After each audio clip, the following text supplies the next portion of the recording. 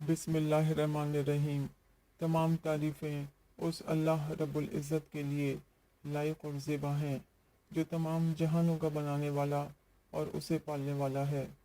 करोड़ों दुरूद और सलाम हो आखिरी नबी मोहम्मद मुस्तफ़ा सल्लल्लाहु अलैहि वसल्लम पर।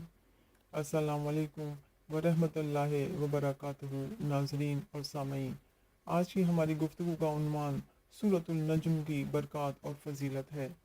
ये सूरत कुरान पाक के 27वें पारे में है। इस सूरत को कागज़ पर लिखकर बतौर तावीज़ पास रखे या गले में पहन ले तो हमेशा गालिब रहेगा और इज़्ज़त बहुत बढ़ेगी। बाद नमाज फ़जर अव्वल और आखिर 3 मरतबा दुरूद शरीफ और दरमियान में 1 मरतबा इस सूरत को पढ़ने से नज़र की कमज़ोरी दूर हो जाती है। इस सूरत को कागज़ पर लिखकर फ्रेम करके घर में लगा दें। इस अमल के करने से इस मकान में कभी कोई सांप किसी को नहीं डसेगा।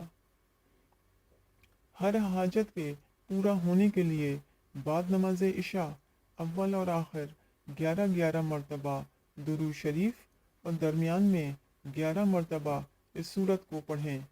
अमल की मुद्दत 11 दिन है। इंशाअल्लाह ताला अज़ीज़ 11 दिन के अंदर अंदर हर हाजत पूरी हो जाएगी। आमीन।